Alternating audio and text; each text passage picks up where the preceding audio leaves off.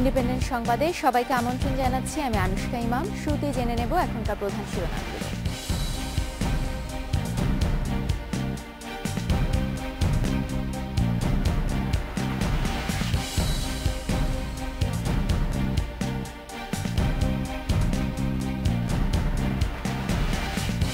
আজ ঐতিহাসিক ৭ই মার্চ। ৭১-এর এই দিনে বাঙালি জাতিকে স্বাধীনতা সংগ্রামের প্রস্তুতি নেওয়ার আহ্বান জানান বঙ্গবন্ধু।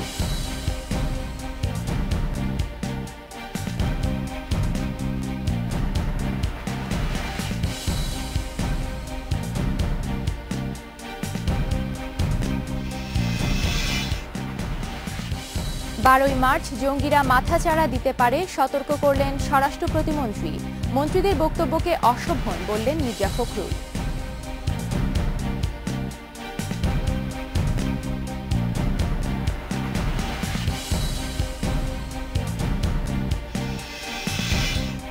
সৌদি দূতাবাসের কর্মকর্তা গুলিবিদ্ধ হয়ে নিহত হওয়ার ঘটনা তদন্তে মাঠে নেমেছে ডিবি, সিআইডি, র্যাব সহ একাধিক বাহিনী।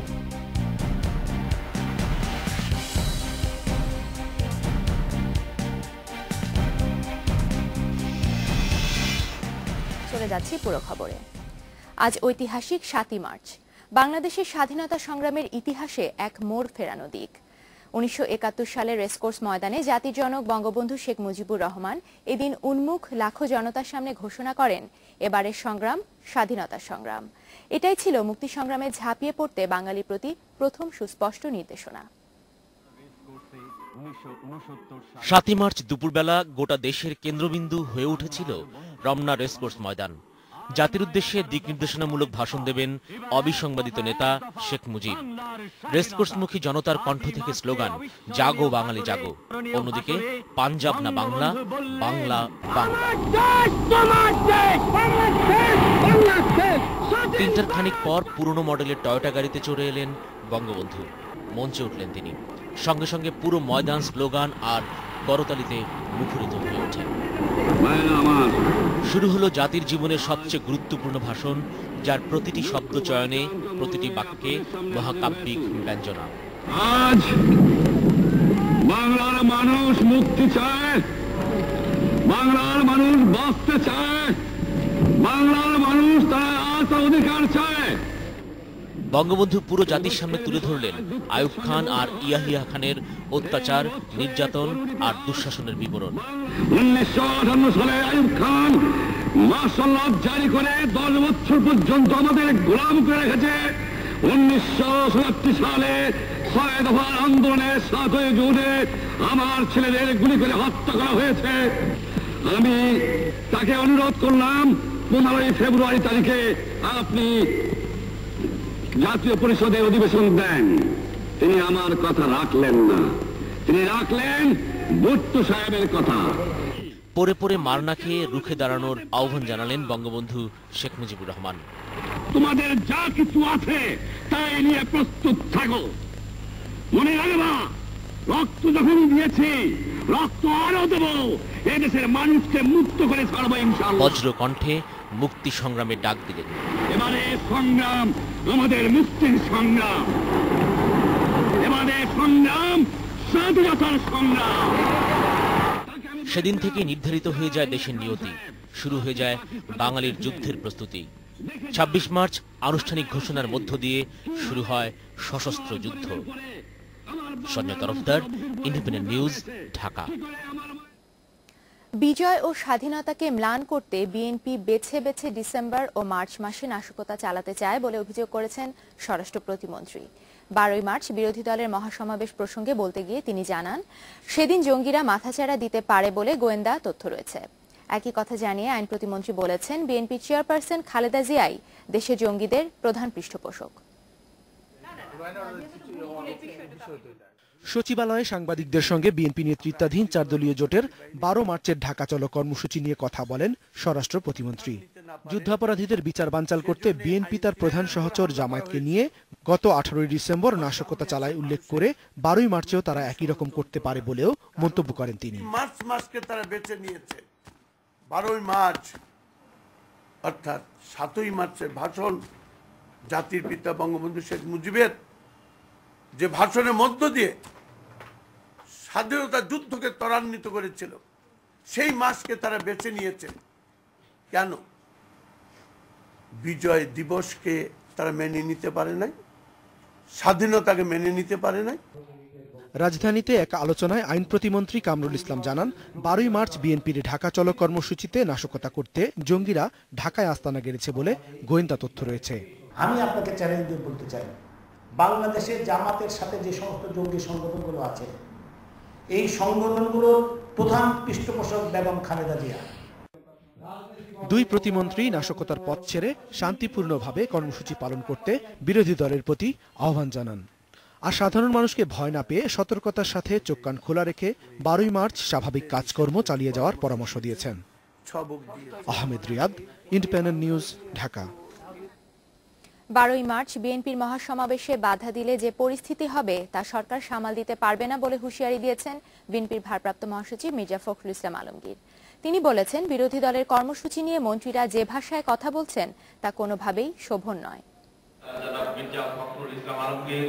BNP senior vice chairman Tarique রহমানের কারাবন্দী দিবস উপলক্ষে ছাত্রদের আলোচনায় মির্জা ফখরুল বলেন, সরকার ঢাকা চলো কর্মসূচিতে বাধা দিলে ভালো করবে না। সরকারকে জানাতে চাই যে দয়া করে আপনাদের এই সমাবেশকে বাধা দেওয়ার ইচ্ছা থেকে বিরত থাকুন, বাধা দেবেন না, প্রতিবন্ধকতা সৃষ্টি করবেন না, গণতন্ত্রকে তার পথে চলতে দিন। বিএনপির মহাসমাবেশ নিয়ে মন্ত্রীরা যেসব কথা বলছেন তার সমালোচনাও করেন বিএনপির ভারপ্রাপ্ত মহাসচিব। কথাগুলো বলছেন মন্ত্রীরা, সেই কথাগুলোর জন্য তাদের সংবিধান বিরোধী কথা বলা মানে হচ্ছে রাষ্ট্রদ্রোহিতা করা, তাহলে সেই জন্য তাদেরও বিচার হওয়া প্রয়োজন। এর আগে 12ই মার্চের কর্মসূচির প্রস্তুতি নিয়ে নয়াপল্টনে দলীয় কার্যালয়ে সংবাদ সম্মেলন করেন বিএনপির যুগ্ম মহাসচিব রুহুল কবির রিজভী আহমেদ। এই সময় তিনি বলেন, মামলা দিয়ে বা গ্রেপ্তার করে সরকার বিএনপির আন্দোলনকে দমাতে পারবে না। Shahabuddin Chowdhury, independent News, Dhaka. রাজধানীর গুলশানে সৌদি দূতাবাসের এক কর্মকর্তা গুলিবিদ্ধ হয়ে নিহত হবার ঘটনা তদন্তে মাঠে নেমেছে ডিবি, সিআইডি, র্যাব সহ একাধিক বাহিনী। সোমবার গভীর রাতে সৌদি দূতাবাসের head of citizen affairs Khalaf Al Ali গুলিবিদ্ধ হন। এরপর মঙ্গলবার ভোরে চিকিৎসাধীন অবস্থায় তিনি মারা যান। গুলশানের 120 নম্বর সড়কের এই বাড়ির 4 তলার একটি ফ্ল্যাটে একাই থাকতেন সৌদি দূতাবাসের হেড অব সিটিজেন অ্যাফেয়ার্সের প্রধান খালাফ আল আলী। জানা গেছে, নিয়ম করে প্রতি রাত 10:30টায় সাইকেল নিয়ে বাসা থেকে বের হলেও সোমবার রাতে হেঁটেই বের হন তিনি। এর কিছুক্ষণ পর ওই সড়ক দিয়ে সাদা রঙের একটি প্রাইভেট কার দ্রুত চলে যেতে দেখেন স্থানীয়রা। চশমা পরে কালো প্রিন্টের আর চশমা ছিল সাদা, এটা পরে বাইরে হয়ে গেছে।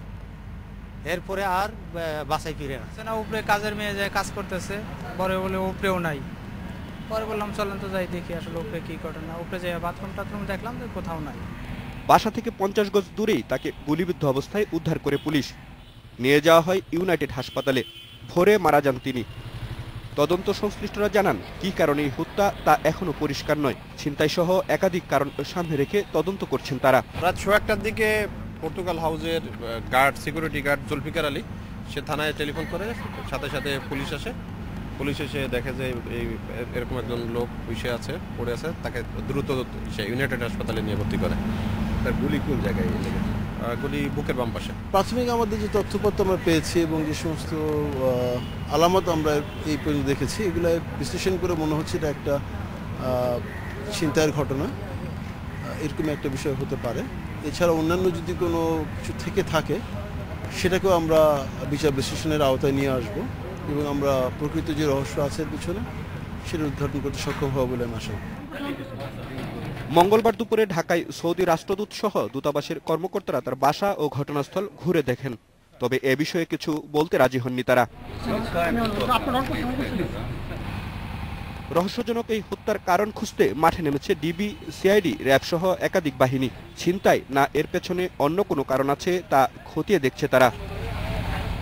Masud Curzon, independent News, Dhaka. ঢাকায় সৌদি দূতাবাসের কর্মকর্তা খুনের ঘটনা তদন্ত করে দায়ীদের বিরুদ্ধে ব্যবস্থা নেওয়ার অঙ্গীকার করেছেন স্বরাষ্ট্র প্রতিমন্ত্রী শামসুল হক টুকু। এই ঘটনায় সৌদি আরবের সাথে বাংলাদেশের কূটনৈতিক সম্পর্ক অবনতি হবে না বলে মনে করেন পররাষ্ট্রমন্ত্রী দীপু মনি। সোমবার দিবাগত রাতে সৌদি দূতাবাসের head of citizen affairs Khalaf Al আলীকে গুলশান থেকে গুলিবিদ্ধ অবস্থায় উদ্ধার করে পুলিশ। তাকে ইউনাইটেড হাসপাতালে নেওয়ার পর ভোরে মারা যান তিনি। আইনশৃঙ্খলা বাহিনীর একাধিক দল এই ঘটনার তদন্তে নেমেছে। দুপুরে সচিবালয়ে নিজ দপ্তরে এই ঘটনা নিয়ে সাংবাদিকদের সাথে কথা বলেন স্বরাষ্ট্র প্রতিমন্ত্রী। তিনি বলেন, এই ঘটনার বিচার যেন সঠিক পথে এগোয় সে বিষয়টি নিশ্চিত করবে সরকার। যাতে সঠিক তদন্ত হয় এবং তদন্ত অন্তে আসামিরা বিচার আমলে আসে, তার ব্যবস্থার জন্য আমি সর্বাত্মক তদারকি এটা করব। বিকেলে নারায়ণগঞ্জের বন্দর উপজেলায় সিমেক্স বাংলাদেশের এক অনুষ্ঠান শেষে পররাষ্ট্রমন্ত্রী বলেন, সরকার সৌদি কূটনীতিক নিহত হওয়ার বিষয়টি গুরুত্বের সাথে দেখছে। এই ঘটনায় বাংলাদেশের সাথে মধ্যপ্রাচ্যের দেশটির সম্পর্কে অবনতি হবে না বলেও আশাবাদী তিনি। ইতোমধ্যেই এই বিষয়টিকে যেন সুষ্ঠুভাবে তদন্ত করে যথাযথ ব্যবস্থা গৃহীত হয় সেই উদ্যোগ নেওয়া হয়েছে। প্রধানমন্ত্রীর পররাষ্ট্র বিষয়ক উপদেষ্টা গওহর রিজভীও আশা করেন, সৌদি কূটনীতিক নিহত হওয়ার ঘটনায় বাংলাদেশের সাথে দেশটির সম্পর্কে কোনো প্রভাব পড়বে না। বিকেলে সেগুনবাগিচার মুক্তিযুদ্ধ জাদুঘরে এক আলোচনা সভা শেষে তিনি একথা বলেন। জঘন্য জিনিস হয়েছে। Obaidur Rahman, independent News, Dhaka. BNP chairperson Begum Khaleda Zia সরকারের কড়া সমালোচনা করে বলেছেন, শুধু দেশের মানুষ নয়, সরকার বিদেশিদের নিরাপত্তা দিতেও ব্যর্থ। মঙ্গলবার বিকেলে ডিপ্লোমা ইঞ্জিনিয়ার্স ইনস্টিটিউটে জাতীয়তাবাদী আইনজীবীদের সংবর্ধনায় তিনি এই অভিযোগ করেন। সন্ত্রাসীদের গুলিতে সৌদি দূতাবাসের কর্মকর্তার মৃত্যুর প্রতিবাদ জানিয়ে তিনি অভিযোগ করেন, ঘরে বাইরে কোথাও মানুষ এখন নিরাপদ নয়। 22 ফেব্রুয়ারি অনুষ্ঠিত ঢাকা আইনজীবী সমিতি নির্বাচনে সভাপতি সহ 15টি পদে বিজয়ী হয় জাতীয়তাবাদী আইনজীবী সমিতির সদস্যরা। তাদের সংবর্ধনা অনুষ্ঠানে দলের চেয়ারপারসন দেশের আইনশৃঙ্খলা পরিস্থিতির অবনতির জন্য সরকারকে দায়ী করলেন। তিনি বলেন, অপরাধীরা ধরা না পড়ায় এবং ধরা পড়েও ছাড়া পাওয়ায় সন্ত্রাস বাড়ছে। সরকারের বিরুদ্ধে দেশ পরিচালনায় ব্যর্থতার অভিযোগ এনে বেগম জিয়া দাবি করলেন, সরকারের প্রতি এখন আর জনসমর্থন নেই। আজকে বিদেশিরা পর্যন্ত নিরাপদ নয় আমাদের দেশে। প্রধানমন্ত্রী বলেন, ঘরে নিরাপত্তা, বেডরুমে নিরাপত্তা দিতে পারবেন না। উনি তো কোথাও, উনি শিক্ষা প্রতিষ্ঠানে নিরাপত্তা দিতে পারে না, উনি ঘরের বাইরে রাজপথে নিরাপত্তা দিতে পারেন না, উনি বিভিন্ন প্রতিষ্ঠানে নিরাপত্তা দিতে পারেন না। সংবাদে নিচ্ছি ছোট্ট একটি বিরতি, ফিরে এসে থাকছে।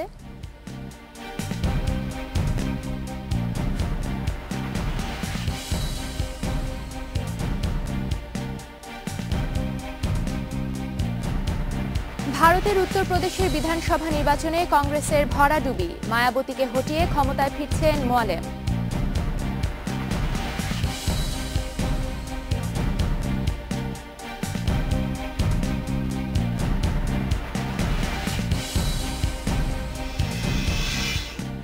বাংলাদেশের ফুটবল উন্নয়নের আশ্বাস দিলেন সেপ ব্লাটার, সিলেট ফুটবল একাডেমির দায়িত্ব নিল ফিফা।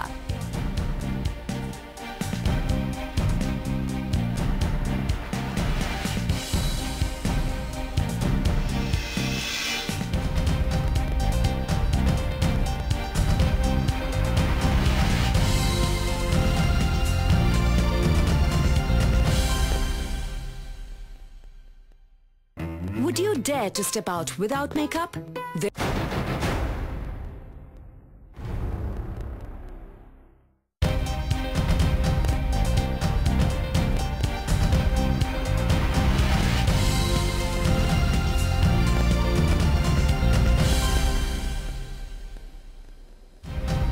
স্বাগত আরেকবার, ফিরে এলাম ইন্ডিপেন্ডেন্ট সংবাদে।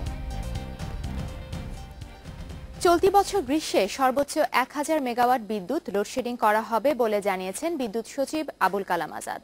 ভারত সরকারের কাছ থেকে 250 মেগাওয়াটের পাশাপাশি বাংলাদেশ বেসরকারিভাবে আরও 250 মেগাওয়াট বিদ্যুৎ কিনবে বলেও জানিয়েছেন তিনি। বাংলাদেশ ভারত সচিব পর্যায়ের বৈঠকের পর ঢাকায় এক সংবাদ সম্মেলনে তিনি এই কথা জানান। ভারত থেকে 250 মেগাওয়াট বিদ্যুৎ কিনতে গত 28 ফেব্রুয়ারি দিল্লিতে আনুষ্ঠানিক চুক্তি করেছে বাংলাদেশ। 25 বছর মেয়াদী এই চুক্তি অনুযায়ী আগামী বছরের জুন থেকে বিদ্যুৎ সরবরাহ করবে ভারত। ইউনিট প্রতি দাম হবে 2.4 রুপি। বাংলাদেশ পর্যন্ত এই বিদ্যুৎ আনতে খরচ হবে প্রায় 5 টাকা। বিদ্যুৎ আনতে বহরমপুর ভেড়ামারা গ্রিড লাইনের কাজও চলছে দ্রুত গতিতে।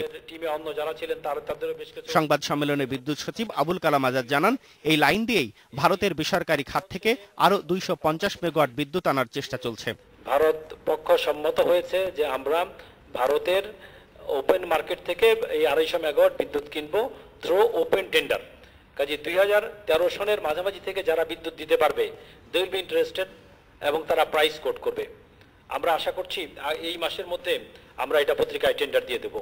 বিদ্যুৎ সচিব জানান, ভারত বিদ্যুতের দাম বাড়াতে পারবে, তবে চুক্তিতে দাম বাড়ানোর আগে বাংলাদেশের বক্তব্য শোনার বিধান রাখা হয়েছে। তিনি বলেন, গ্যাসের অভাবে এবছর প্রায় 1400 মেগাওয়াট বিদ্যুৎ ঘাটতি থাকবে, ফলে সরকারকে লোডশেডিং করতে হবে।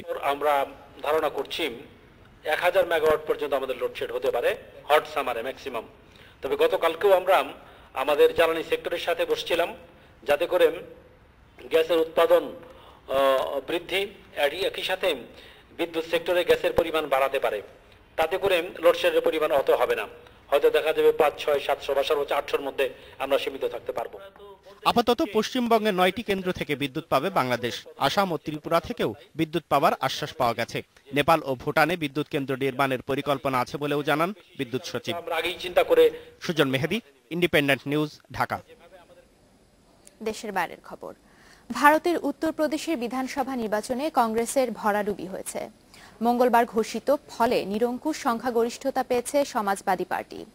এতে মায়াবতীকে হটিয়ে ক্ষমতায় ফিরলেন মুলায়ম সিং যাদব। 22 বছরের খরা কাটিয়ে উত্তরপ্রদেশের নির্বাচনে জেতার প্রতিশ্রুতি দিয়েছিলেন কংগ্রেস সাধারণ সম্পাদক রাহুল গান্ধী। নির্বাচনের ফলাফলে তার এই প্রতিশ্রুতির প্রতিফলন তো দেখা যায়নি, উল্টো বড় পরাজয় জুটেছে কংগ্রেসের কপালে। নির্বাচনী প্রচারণায় আমি দলের প্রধান প্রতিনিধি ছিলাম। সামনের সারিতে থাকায় আমারই এই ফলাফলের দায় নেওয়া উচিত। কংগ্রেসের সবাই সর্বোচ্চ চেষ্টা করলেও ফলাফল ভালো হয়নি। উত্তরপ্রদেশে 403টি আসনের মধ্যে 226টি জিতেছে সমাজবাদী পার্টি। নিকটতম প্রতিদ্বন্দ্বী বর্তমান মুখ্যমন্ত্রী মায়াবতীর বহুজন সমাজ পার্টি পেয়েছে মাত্র 80টি আসন। 47টি আসন নিয়ে তৃতীয় বিজেপি, আর 38টি আসন পেয়ে 4 নম্বরে কংগ্রেস। ভারতের প্রধান বিরোধী দল বিজেপি মনে করছে জনগণের কাছে গ্রহণযোগ্যতা হারিয়েছেন রাহুল গান্ধী। कांग्रेस पार्टी ने উত্তরপ্রদেশের নির্বাচন রাহুল গান্ধীর জন্য সম্মানের প্রশ্ন হয়ে দাঁড়িয়েছিল। ভোটে কংগ্রেসের অবস্থান পরিষ্কার হয়ে গেছে। प्रदेश में निश्चित रूप से जो कांग्रेस पार्टी को পাঞ্জাব এবং গোয়ায়ও ধরাশয়ী কংগ্রেস, তবে উত্তরাখণ্ড এবং মণিপুরে শেষ হাসি হেসেছে কংগ্রেস। সব মিলিয়ে 5টি প্রদেশের বিধানসভা নির্বাচনে 3টিতেই হেরেছে কংগ্রেস। Nadim Mahmud, independent news. খেলার খবর। ঢাকায় এসে বাংলাদেশের ফুটবল উন্নয়নের আশ্বাস দিলেন ফিফা সভাপতি সেপ ব্ল্যাটার। একই সাথে নারী ফুটবলের উন্নয়ন এবং সিলেট ফুটবল একাডেমির দায়িত্বও নিল ফিফা। ব্ল্যাটারের সফর সঙ্গী হিসেবে বাংলাদেশে এসেছেন এশিয়ান ফুটবল কনফেডারেশন এএফসির ভারপ্রাপ্ত সভাপতি ঝাং জিলং। মাসখানেক আগেই জানা গিয়েছিল বাংলাদেশ সফরে আসছেন ফুটবলের সর্বোচ্চ সংস্থা ফিফার প্রেসিডেন্ট সেপ ব্ল্যাটার। আর সব অপেক্ষার অবসান ঘটিয়ে বিশ্ব ফুটবলের এই মহারথীর দর্শন মিলল ঠিক 1:45টায়। ভিআইপি টার্মিনাল থেকে বের হলেন ব্ল্যাটার। তাকে স্বাগত জানানো হলো খাঁটি বাঙালি কায়দায়। 2006 সালের পর আবারও ঢাকায় পা রাখলেন তিনি। এরপর বাংলাদেশ ফুটবল ফেডারেশন বাফুফে ভবনে কাজী সালাউদ্দিনের সাথে সৌজন্য সাক্ষাৎ করেন তিনি। সার্বিক ফুটবলের পাশাপাশি নারী ফুটবলের উন্নয়নেও সহযোগিতার আশ্বাস দিলেন ব্ল্যাটার। আমি কথা দিচ্ছি মেয়েদের ফুটবল উন্নয়নে যতটুকু সম্ভব সহযোগিতা করব। এছাড়াও জাপানে অনুষ্ঠিত হতে যাওয়া অনূর্ধ্ব 20 বিশ্বকাপের অর্গানাইজিং কমিটির একজন সদস্য হিসেবে বাংলাদেশ থেকে একজন যাবেন। আমার মনে হয় এটা অনেক বড় একটা পাওনা। শুধু তাই নয়, ভবিষ্যতে বাংলাদেশে বিশ্বকাপ আয়োজনের কথাও জানালেন তিনি। ভবিষ্যতের কথা বলতে গেলে কেন নয়, ফুটবলের মান ও অবকাঠামোগত উন্নয়ন করতে পারলে বাংলাদেশও বিশ্বকাপের আয়োজক হতে পারে। তবে বিশ্বকাপ আয়োজনের জন্য বাংলাদেশে এখনো প্রস্তুত নয়। বড় কথা হলো 2026 সাল পর্যন্ত মোটামুটি সব ঠিকঠাক। তোমাদের আরেকটু অপেক্ষা করতে হবে। সিলেটে বাংলাদেশ ফুটবল একাডেমির নমুনা ও বাফুফে সংলগ্ন আর্টিফিশিয়াল টার্ফ উদ্বোধন করেন ব্ল্যাটার। আর 3 বছরের জন্য এই একাডেমির দায়িত্ব নেওয়ার কথা জানালেন ফিফার এশিয়া অঞ্চলের ডেভেলপমেন্ট ম্যানেজার ডেভিড বোর্জা। আমরা অবশ্যই কাজ করছি, সিলেটের ফুটবল একাডেমি চালু করতে সহায়তা করছি। আশা করছি এখান থেকে ভালো ফুটবলার বের হয়ে আসবে। এছাড়াও ক্রীড়া লেখক সমিতির সুবর্ণ জয়ন্তী উপলক্ষে আয়োজিত আলোকচিত্র প্রদর্শনীরও উদ্বোধন করেন ব্লাটার। প্রধানমন্ত্রীর সাথে সৌজন্য সাক্ষাৎ শেষে বুধবার সকালে ভুটানের উদ্দেশ্যে ঢাকা ত্যাগ করবেন তিনি। আমিরুল বাপ্পি, ইন্ডিপেন্ডেন্ট নিউজ, ঢাকা। এই ছিল এখনকার ইন্ডিপেন্ডেন্ট সংবাদে। সবসময় সবশেষ খবর জানতে সাথেই থাকুন।